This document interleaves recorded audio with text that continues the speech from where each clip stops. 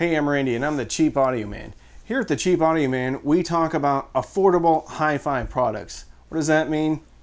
Anything under $600 component-wise. So an amp under $600, a CD player under $600, a DAC under $600, but sometimes we go outside of that. Like today, we are talking about the topping D90se, as in Sierra Echo.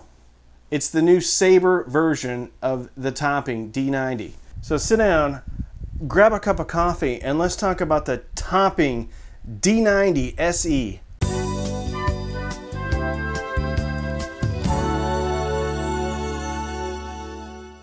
Apos Audio, or Apos Audio, sent me the topping D90se.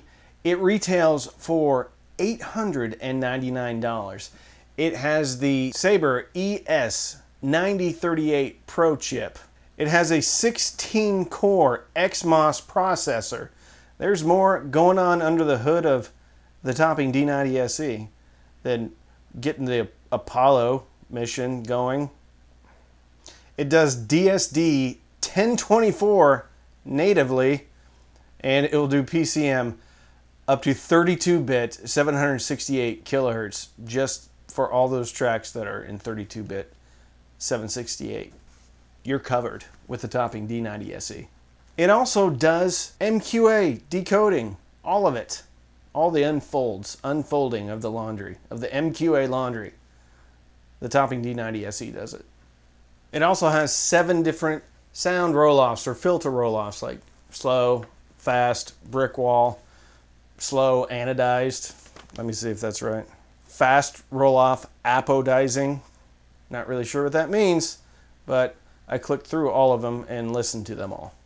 On the back, you have right and left balanced outputs.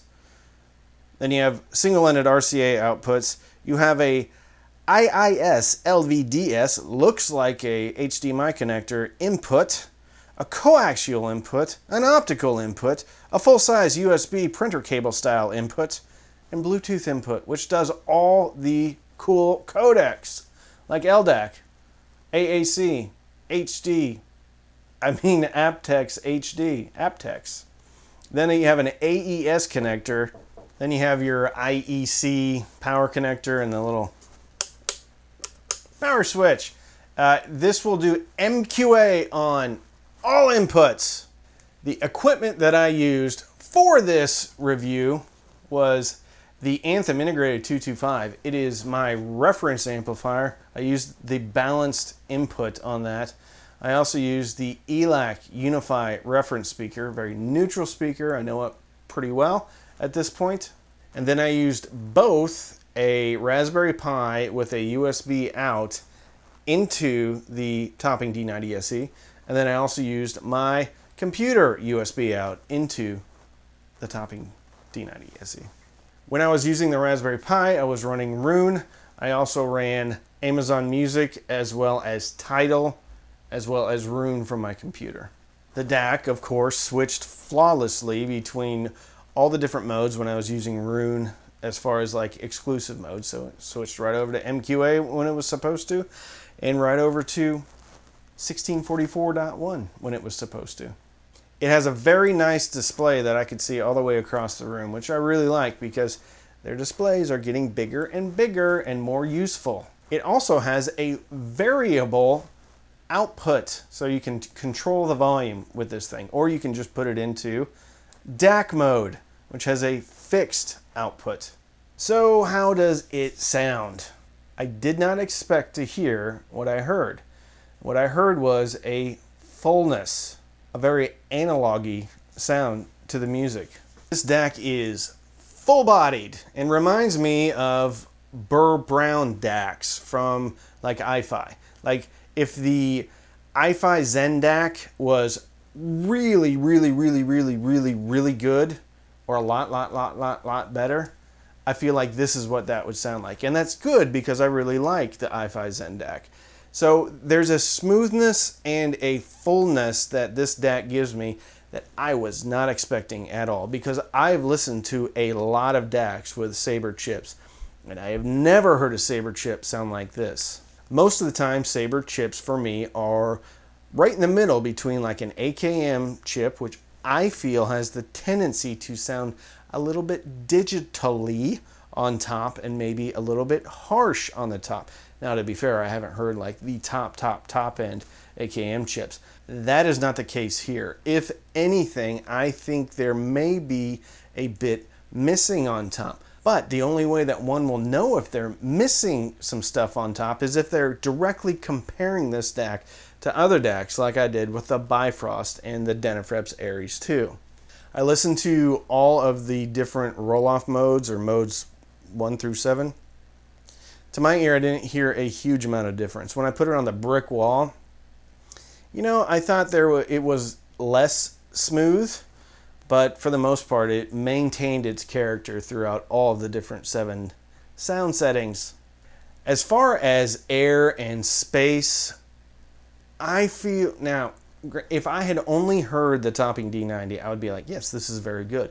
This kind of reminds me, this really reminds me, now that I say it, of the Orchard Audio DAC that's on like the Pecan Pie.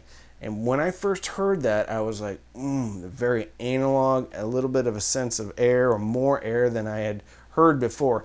This sounds an awful lot like the Pecan Pie DAC, which is a Burr Brown DAC. As far as space and openness, it's there. The problem that the topping D90se has is the Bifrost and the DACs Aries. I think both of those DACs do a better job of giving a sense of openness and space than the topping. Make no mistake though, the topping D90se is very, very good, and it should be at $900. I think the biggest issue that the topping D90 has is not how it sounds or how it functions, but its competition. The Bifrost, the DACs Aries 2, even the SMSL SU8S, which is only $360, sounds pretty good. I rarely watch or read any reviews about a product prior to actually doing the review for myself. After I've done my initial evaluation, I will sometimes check out and see what other people have said about a product. Now, I haven't seen any reviews on the topping D90se. However, I have seen some DAC comparisons that use the topping D90 with the AKM version. I also did browse through the Audio Science review write-up on this DAC, and they went gaga over the measurements. And good, I'm glad it measures really well. And according to ASR, this DAC really sets the benchmark for measurements. For me, those measurements did not necessarily translate into sound or into a wow experience. I do think this DAC sounds fantastic, and quite frankly, it sounds as analog as any other DAC I've heard. The difference between this DAC and its competition is just a sense of openness and air, and I think it gets beat by lower priced products. If you are looking for a near flawless analog sound, the topping D90se may be for you. If you need MQA, the topping D90se may be for you. If you need AES connections or whatever the other connections are, then this might be the product for you. For me, I wanted a little bit more top-end clarity. Now, again, if I hadn't heard the other DACs, I wouldn't know that I needed that other top-end clarity. But once you hear it from another DAC, you can't really not hear it anymore from other products that you listen to. If I was only using this DAC, I'd be completely happy. But for me personally, I'm not going to spend $900 on this.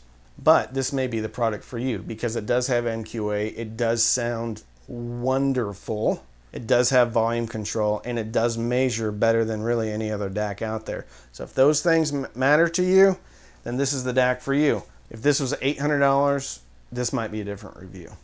So if you want to support the channel, you can sign up for Patreon. Patreon.com/cheapaudioman. Every Sunday night we have patron-only Zooms. We also have a patron-only Facebook group. CSS Audio also reached out to me, and we are doing a raffle to support Homes for Our Troops, which is a veterans charity that helps veterans who have been wounded in the line of duty. So right now there is a link. Click on the link. It'll take you to the home page, tell you all about the different products that you can get or are going to be given away and how many entries you get, things like that. You can also use the link over to APOS. If you buy the Topping D90se, I will get a commission. You can also sign up for Amazon Music. There's a link in the description. Click on the link and sign up. You get like 3 or 4 months for free, and I get a couple of bucks. So don't binge watch anything on Netflix or Hulu or HBO or Disney Plus. Binge listen, maybe through your new Topping D90se. It's a Sabre version of the D90, and fill your soul with happiness. And with that, I'm Randy. I'm the Cheap Audio Man.